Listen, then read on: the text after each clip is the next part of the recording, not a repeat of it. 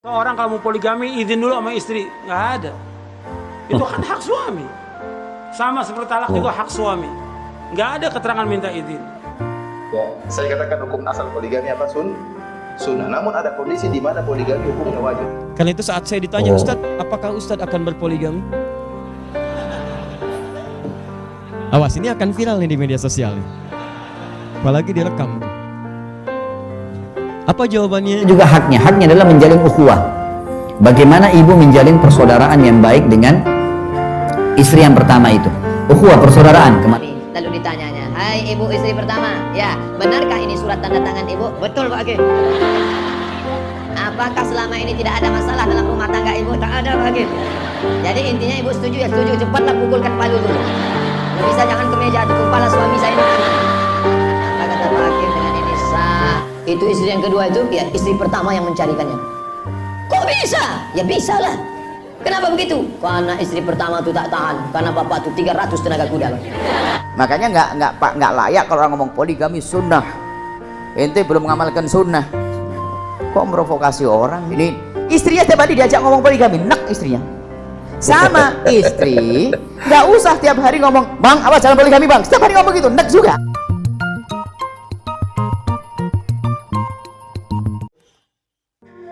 Apakah benar seorang ikhwan yang atau seorang laki-laki ingin poligami itu harus minta izin kepada istri? Nggak ada keterangannya. Nggak ada. Dan nggak ada nas atau dalil yang menyebutkan seorang kalau mau poligami izin dulu sama istri. Nggak ada. Itu kan hak suami. Sama seperti talak juga hak suami. Nggak ada keterangan minta izin. Cuma dia ketika dia akan menikah, dia akan berpikir dulu maslahat atau mafsadah. Karena harus berpikir dia, masalah tidak buat dia, buat istrinya, buat anaknya, atau mafsadah. Apakah dengan dia menikah, kan dia juga harus berpikir sebagai orang yang beriman dan orang yang berakal dan punya hati, dia juga berpikir, apakah dengan pernikahan ini akan membawa maslahat buat dia, istrinya, agamanya, dia untuk ibadah kepada Allah dan juga anak-anaknya, atau merusak, bahwa dia orang yang dengan poligami didukung oleh istrinya dan tambah ibadah dia kepada Allah. Tapi ada juga yang menikah dengan poligami itu berantakan rumah tangganya. Sampai ada salah satu yang harus dicerai. Sehingga apa? Anak-anaknya berantakan dengan sebab itu. Antum pikir maslahat atau tidak? Karena agama ini membawa maslahat. Dan ketika Allah membolehkan maslahat, Allah membolehkan itu maslahat. Tentunya antum termasuk orang yang maslahat atau tidak. Kan nggak semuanya orang bisa seperti itu. Dan juga nggak semua istri bisa terima yang demikian. Tapi antum harus berusaha bagaimana berpikir lebih dahulu, istikharah. Ini masalah atau tidak? Jangan sampai ketika antum sudah berbuat, yang penting saya nikah dulu aja, urusan belakangan. Nanti kalau mau harus cerai, ya cerai, ya nggak boleh begitu. Antum ketika nikah, ya untuk selama-lamanya. Antum berpikir ketika antum menikah, apakah yang pertama atau kedua, ketiga untuk selama-lamanya. Saya ingin pernikahan ini mendapatkan sakinah, mawaddah, warahmah, keturunan yang soleh dan soleha. Itu niatnya. Bukan coba-coba, bukan main-main. Bukan juga saya penting nikah. Nanti kalau istri tanya, ya bilang aja bohong. Nggak boleh bohong. Bohong nggak boleh, hukumnya haram dalam Islam. Dan nggak nikmat. Antum menikah tiap hari bohong, nggak boleh dalam Islam. Bab bohong kata Nabi membawa kepada keburukan, kejahatan, dan kebohongan membawa manusia ke neraka.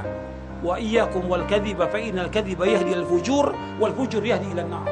Jauhkan diri kamu dari bohong, karena bohong membawa kepada kejahatan, keburukan. Dan keburukan, kejahatan membawa ke neraka. Dan antum perhatikan itu. Jadi ketika dia menikah lagi harus jujur. Ditanya sama istrinya, "Kamu nikah lagi?" Iya. Jujur sebagai laki-laki. Terus pasti istrinya ngamuk. Ya antum ademkan aja. Diademkan aja, nasihati yang baik, tapi jangan sampai minta cerai. Dan jangan antum ceraikan. Karena dua-duanya tetap istri antum harus jaga hubungannya. Dan antum harus bisa berlaku adil. Saya jelaskan di akhir bab ini, dalam buku ini, saya jelaskan tentang Islam menghormati wanita. Di antara penghormatan Islam kepada wanita, Allah membolehkan mereka untuk poligami. Itu penghormatan wanita. Karena bandingan laki-laki dengan wanita besar. 1:4, sekarang ini 1:7. Dan menjelang kiamat 1:50, laki-laki 1, perempuannya 50. Kalau seorang laki-laki 1, yang lainnya siapa yang nikahin nanti? Makanya syariat membolehkan 4, dibolehkan itu. Yang dibolehkan 4 aja masih tersisa itu, ya, wanita tanpa suami. Ada seorang ikhwan yang minta tolong kepada suami dan saya untuk dijadikan gadis, untuk dijadikan istri kedua. Saya tidak tega dengan istri pertamanya karena saya juga belum siap di poligami. Tapi saya juga kasihan dengan akhwat yang belum menikah. Bagaimana menurut Ustaz? Ya, istikharah. Sekarang ada kasus. Ya, sekarang antum carikan solusi. Kasus teman saya, ada teman, istrinya kena penyakit, masih muda kena penyakit, nggak bisa berhubungan. Teman ini masih umur 37-38, di bawah 40. Istrinya nggak bisa berhubungan. Disuruh menikah atau disuruh puasa? Hah? Menikah. Boleh berarti? Boleh. Terkadang ada di mana-mana di masa-masa poligami halus saya katakan. Ya, saya katakan hukum asal poligami apa? Sunnah. Namun ada kondisi di mana poligami hukumnya wajib. Contohnya seperti teman saya. Nggak bisa disuruh puasa berapa? Dia nggak bisa berhubungan, istrinya sakit, nggak bisa berhubungan. Dan dia tidak mau menceraikan apa? Istri. Maka seperti kondisi seperti ini bisa dikatakan wajib untuk apa? Berpoligami. Meskipun hukum asalnya poligami adalah sunnah. Poligami ada ketentuannya dalam Al-Quran. Ada kebolehannya, tapi kapan kebolehan itu diberikan? Para ikhwan, dengarkan kata-kata saya. Ketika antum misalnya ingin berpoligami, ada terpenuhi syarat-syaratnya, maka yang pertama penting antum pikirkan adalah Anda akan menerima amanah Allah Subhanahu wa taala. Jadi kalau Anda sudah membuat istri yang pertama baik, dekat dengan Allah, bagus ibadahnya, taat kepada Allah, sempurna amalan-amalannya dengan baik dan sebagainya, silahkan diskusikan kalau ada alasan-alasan lain membuat Anda boleh berpoligami. Tapi kalau motif Anda hanya sekedar ingin mencari misalnya maaf, pendamping lain yang lagi-lagi, untuk misalnya mohon maaf menambah istri saja, untuk menyalurkan hasrat seksual saja, maka demi Allah saya katakan beban Anda di hadapan Allah akan semakin berat di hari kiamat. Karena itu saat saya ditanya, Ustaz, apakah Ustaz akan berpoligami? Awas, ini akan viral nih di media sosial nih. Apalagi direkam. Apa jawabannya? Kita tunggu pekan depan. Tidak, saya selalu katakan begini, poligami hal yang diperkenankan dalam Al-Quran. Jika terpenuhi syaratnya, maka tidak ada orang yang bisa melarangnya, karena Allah memperkenankannya. Tapi yang paling saya ingat adalah saya mendapatkan titipan dari Allah 3 amanah sampai hari ini. Ada istri saya, ada anak saya yang 2, 1 laki-laki, 1 perempuan, dan insya Allah akan ada yang ketiga. Yang jadi persoalan adalah saya saja menerima amanah 3 orang ini belum sempurna. Masa iya saya mau menerima amanah yang lain? Jadi kalau saya punya prinsip, kalau saya belum mampu maksimalkan secara sempurna apa yang Allah titipkan kepada saya, maka bagi saya agak berat rasanya dihadapkan kepada Allah ketika menerima amanah yang lain. Saya seorang janda dan ada seorang laki-laki soleh yang sudah beristri mau melamar saya atas izin istrinya untuk berpoligami. Apakah semua yang terjadi ini takdir Allah? Apakah saya dapat pahala karena saya terima lamaran untuk jadi istri yang kedua? Baik. Ini kan baru tadi saya jelasin masalah poligami. Subhanallah, setiap kali saya belum pernah bicara khusus masalah itu ya. Tapi ada saja di antara ibu-ibu atau akhwat kita yang mengalami. Saya setelah selesai pengajian biasanya didatangin, Ustaz, saya mengalami keadaan begini. Saya akan poligami, saya akan begini. Ada orang yang mengalaminya. Jadi kita tidak boleh, tadi saya bilang, jangan menilai negatif sekali, jangan juga kita menganggap remehnya. Karena ini hukum memang ada orang yang melakukannya. Tidak boleh sembarangan. Saya tahu ada juga, nanti sebelum saya jawab ini ya, Ibu nanti akan saya jawab. Ada seorang akhwat pernah hubungin saya di kota Makassar. Dia SMS ke saya, Ustaz, apa hukumnya seorang laki-laki menikahi 3 wanita sekaligus? Saya kira laki-laki yang nanya nih. Terus saya jawab, kalau hukum syar'i boleh, tapi akad berbeda. Akad, wali, mahar, semua selesai, baru dia pindah yang kedua, baru yang ketiga, akad boleh. Setelah itu saya tanya dia, saya penasaran, kenapa akhi, saya bilang, kenapa saudaraku laki-laki kamu pakai? Saya bilang, kenapa kamu begini? Kenapa kamu tanya ini? Tiba-tiba dia jawab, dia bilang, Ustaz, saya bukan laki-laki, tapi saya wanita, seorang wanita muslimah, akhwat, yang sudah berazam untuk menikah dengan 1 suami. Jadi mereka 3-3 ini maunya dengan menikah, memang menerapkan poligami sebelum menikah. Jadi ada orang yang begini memang, alamnya memang sudah begitu, tidak boleh kita salahkan. Ada orang yang begitu. Ada seorang akhwat kemarin di Bogor bilang sama saya, Ustadz boleh nggak kalau saya nikah sama suami saya, maka saya kasih syarat suami saya untuk nikahi teman saya juga. Saya bilang itu mulia, itu boleh. Tidak boleh kita hina mereka, tidak boleh kita salahkan, tidak boleh juga kita menganggap remehnya. Baik, saya akan masuk di sini masalah takdir dulu. Takdir Bapak Ibu sekalian ada dua macam. Takdir ada dua macam. Takdir mutlak dan takdir ikhtiar. Takdir mutlak itu adalah takdir itu sesuatu yang sudah Allah catat di Lauhil Mahfuz, tidak akan berubah lagi ya. Tapi ada dua macam, ada mutlak, ada ikhtiar. Mutlak ini yang kita tidak punya campur tangan sama sekali di situ.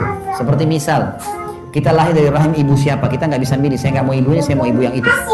Paras wajah. Ya. Kemudian fungsi-fungsi anggota tubuh, mata melihat, hidung menghirup, lidah mengecap, bibir mengucap, tangan memegang, kuping mendengar. Semua ini tidak bisa kita ubah. Fenomena pergantian, fenomena alam, pergantian siang malam, hujan dan seterusnya. Ya, kadar oksigen, kadar air, kadar api dan semua ini adalah takdir mutlak. Termasuk dalamnya ajal. Ajal.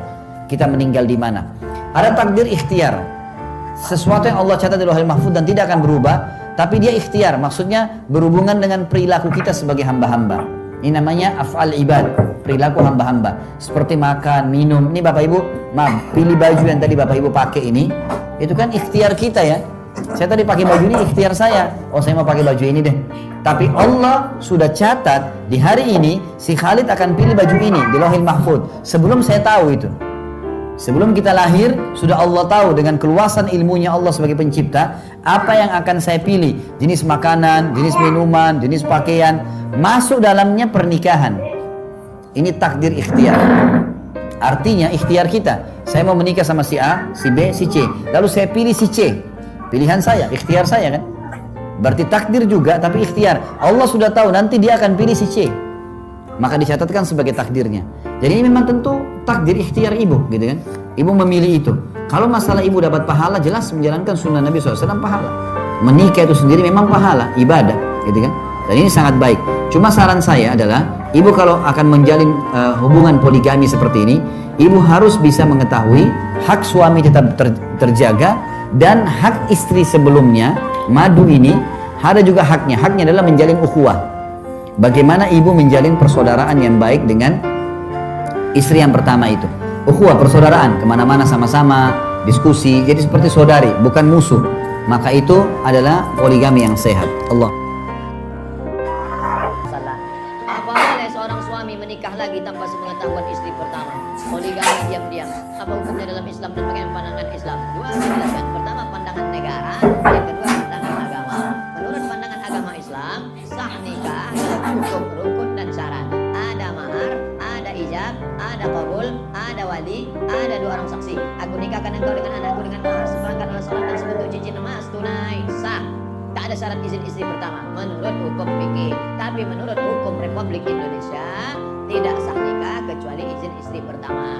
Maka siapa yang mau poligami, mintalah istri membuat surat pernyataan ditandatangani matre 6.000. Saya yang bertanda tangan di bawah ini dengan ini tidak ada keterpaksaan bahwa saya ridho dan setuju bahwa suami saya menikah sekali-kali. Setelah itu dibawalah kertas tadi ke pengadilan. Nanti pengadilan akan memanggil istri, memanggil suami. Lalu ditanyanya, hai ibu istri pertama, ya benarkah ini surat tanda tangan ibu? Betul Pak Hakim. Apakah selama ini tidak ada masalah dalam rumah tangga ibu? Tak ada Pak Hakim. Jadi intinya ibu setuju ya setuju, cepatlah pukulkan palu dulu. Nggak bisa jangan ke meja atau kepala suami saya ini anak. Maka kata Pak Hakim dengan ini sah. Maka dengan ini sah. Lalu dengan modal secari kertas tadi, maka menikahlah dia. Kalau tidak, maka istri pertama bisa menuntut ke pengadilan. Nah itu dia. Di Batam saya tak tahu di mana kantor. Lakum perempuan yang baik-baik. Kau nikahi perempuan yang baik-baik. Masna dua. Tengok, garis startnya bukan 1, 2. Wasulasa 3.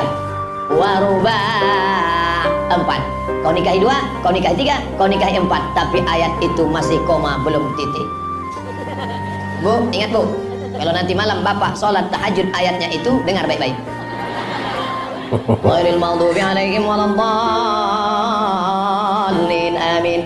Fankihu ma taba lakum minan nisa masna wa sulasa wa ruba. Allahu akbar. Itulah kalau istri ngaji dia paham maksud Allah. Bang kan ada sambungannya tuh bang. Apa sambungannya? Lupa bang. Fa in khiftum alla ta'dilu, kalau kau tak sanggup berlaku adil, fawahidah, only one. Only one. Satu aja cukup. Pal istri saya Pak Ustadz. Di mana dia belajar? Video saya. Saya kan membela kaum perempuan.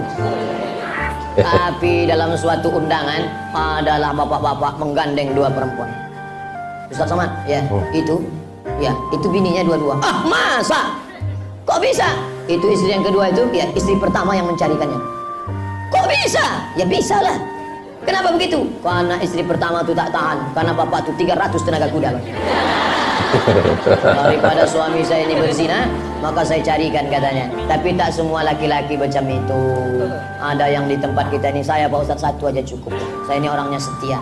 Memang beda-beda tipis antara setia sama takut, itu beda-beda tipis. Nah, kemudian bagaimana kalau ada orang mau poligami, kan begitu. Makanya nggak layak kalau orang ngomong poligami sunnah. Ente belum mengamalkan sunnah. Kok merovokasi orang?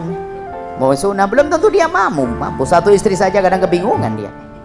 Nah, cuma kalau ada orang menikah dua, ada syariat memang diizinkan menikah dua di saat sudah pada waktunya dia poligami. Cuman poligami ini ada aturannya. Pokoknya gini deh kaidahnya. Suami, poligami itu syariat. Jangan dibikin main-main, jangan Anda corengi poligami dengan cara poligami yang salah. Akhirnya dianggap poligami itu merusak gara-gara pelaku poligami. Kadang poligami jadi bahan guyonan, bukan sebagai syariat. Dikit-dikit ngomong poligami, sama istrinya ngomong, nanti saya kami 2 ya, 3, 4, enak ya sama saya, kamu istri sini. Istrinya tiap hari diajak ngomong poligami, enak istrinya. Sama istri, nggak usah tiap hari ngomong, bang, apa jalan poligami bang? Setiap hari ngomong gitu, enak juga. Biasa aja deh jalan hidup. Ada perempuan begitu, sampai suaminya, saya itu nggak mau itu bang, jangan poligami, dikit-dikit, abang jangan poligami. Sudahlah, itu syariat Nabi, kalau sudah datang pada waktunya akan terjadi, kalau enggak ya enggak. Jangan deh, istri jangan antipati poligami, wong Islam mengizinkan kok. Nanti malah diuji dengan sesuatu, biarpun istri suami satu tapi suka nempeleng. Pokoknya jangan mainin dengan syariat deh. Istri para wanita jangan ingkar poligami, tapi laki-laki yang mau poligami yang benar jangan main-main. Harus ada keadilan, harus tanggung jawab dan sebagainya. Jangan memanfaatkan wanita. Ini poligami. Nah, ini masalah poligami juga, supaya jangan main-main. Ada orang dikit-dikit poligami sunnah. Ente belum poligami, belum sempurna, pincang jalan ente. Waduh. kalau 4 kayak kursi mantep gitu. Nah, apa itu? Ini provokasi, nggak bener itu. Ini biasanya guyonannya ustadz itu. Kalau menikah oke, ada banyak orang menikah dan sukses. Tapi bukan untuk main-main poligami. Dan tidak semua orang bisa niru loh ya. Mungkin Anda bisa, ada 1 orang bisa poligami, 2 atau 3, 4 dan sukses. Belum tentu temennya yang lebih kaya mampu, karena ada hal lain yang belum bisa. Kemudian setelah itu ibu yang solehah. Ibu yang solehah, semuanya. Hei para suami, kalau menikah berani nikah 2, harus berani siap dengan bermacam-macam yang terjadi. Misalnya, namanya istri pertama diduakan, ada marah dia. Maka kalau suami tiba-tiba dimarahi sama istri pertama kok ikut marah, berarti belum bisa poligami dia. Harus meningkatkan tingkat kesabarannya. Kompensasinya adalah dimarahi sama istri harus senyum, ini sampai luluh hati. Kemudian kalau ternyata, hei istri pertama, kalau ternyata sudah menemukan suamimu menikah lagi misalnya, sudah ketahuilah bahwasanya selagi itu halal, kamu tinggal tata hati. Karena sudah terlanjur, nggak mungkin menyuruh mencerai. Karena sudah terjadi. Lalu apa yang terjadi? Nasihat, hei istri yang kedua, kalau memang kamu adalah menjadi istri kedua, hendaknya kamu harus punya adab kepada istri yang pertama. Artinya apa? Ajari suamimu untuk bisa baik-baik yang pertama. Jangan malah dirongrong. Ini semuanya harus ada kerjasama yang baik pada akhirnya. Berat loh. Kalau orang cerdas, kan sederhana begini. Mungkin istri pertama, kamu jangan ngambil apa-apa dari suamimu, ambil hatinya. Gimana cara ngambil hatinya? Sederhana. Baik-baiklah dengan orang yang dibaiki oleh suamimu, maka suamimu akan tambah baik kepadamu. Apa tidak jatuh cinta seorang suami tiba-tiba menemukan istri kedua ini ngomong, abang, biarpun saya sah tapi tolong abang harus terus banyak lebih meningkatkan perhatian kepada kakak. Waduh, ini kok ini istri kedua kok hebat banget, langsung jatuhnya habis. Atau seorang istri yang pertama malah ngomong, bang, abang sudah terlanjur berani menikah yang kedua, saya sakit, saya sedih, tapi tolong bang, hak-haknya dia harus penuhi, saya sakit. Langsung habis, langsung lempar lagi pada istri pertama, karena pandainya istri pertama itu. Gitu, artinya apa? Keindahan harus dibuat dalam keadaan apapun, bukan diajari untuk bermusuhan. Tapi suami, ada yang repot tuh, suami main-main nikah sana ninggalin anak, lompat sana ninggalin anak lagi. Waduh, apa ini model? Adab nggak ada, malah jadi yang merendahkan syariat Islam ini pelaku-pelaku poligami yang ngaco itu, sehingga dipandang oleh orang di luar Islam jadi. Dan para wanita jangan main anti poligami. Tidak semua wanita nggak mau dipoligami deh. Banyak ada wanita rela dipoligami kok. Sudah, pokoknya yang berjalan begitu saja deh. Jangan mempermasalahkan syariat. Hati-hati dengan syariat Nabi. Hanya kita selalu wanti-wanti suami jangan main-main, gampang dikit poligami. Saya tidak provokasi poligami wanita. Belum tentu orang bisa loh ya. Berarti kalau orang nggak bisa, saya suruh poligami, menjerumuskan dia.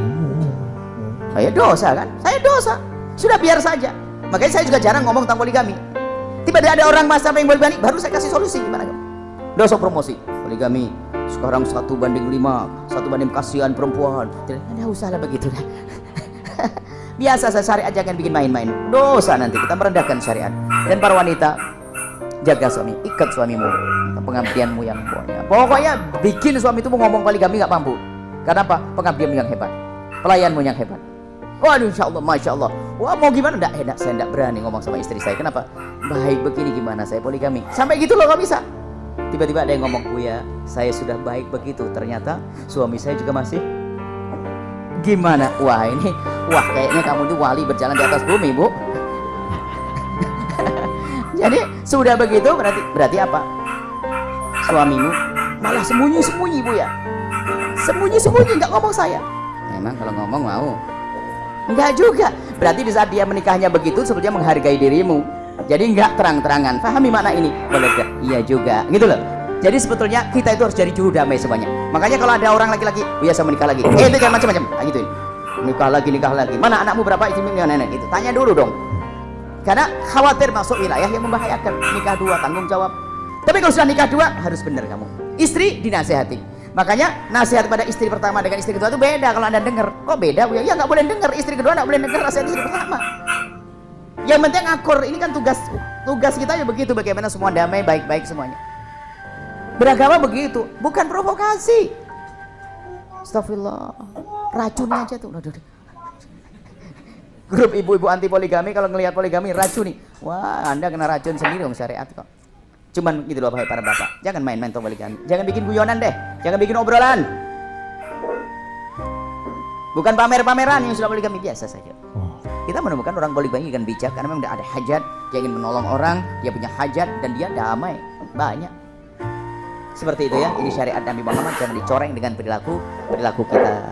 Jadi poligami diadakan adalah karena untuk kemuliaan yang kita tidak tahu. Kadang belum bisa mencerna kadang. Itu saja. Tapi jangan gampang melangkah ke sana. Alhamdulillah. Di sisi lain, takutlah kepada zina, syahwat yang liar. Harus takut pada Allah. Semoga Allah mudahkan kita dalam kehalalan, mencukupkan kita dengan halal. Maka bismillah, sampai sini saja insyaallah. Ya. Assalamualaikum warahmatullahi wabarakatuh.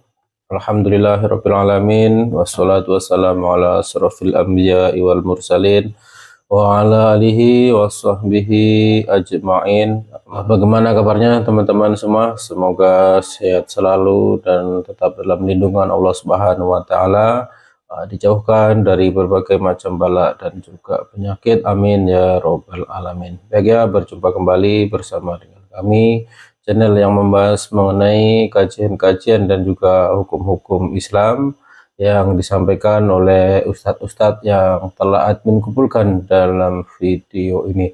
Dan barusan kita dengarkan penjelasan-penjelasan dari ustadz-ustadz mengenai hukum poligami dalam Islam. Tadi sudah kita dengarkan bagaimana hukum poligami telah disampaikan oleh ustadz-ustadz yang telah admin kumpulkan dalam video ini. Mudah-mudahan ya bermanfaat bagi kita semua dan juga sebagai penambahan ilmu tentunya. Dan buat teman-teman yang mau berdiskusi, silahkan tulis di kolom komentar. Terima kasih. Wassalamualaikum warahmatullahi wabarakatuh.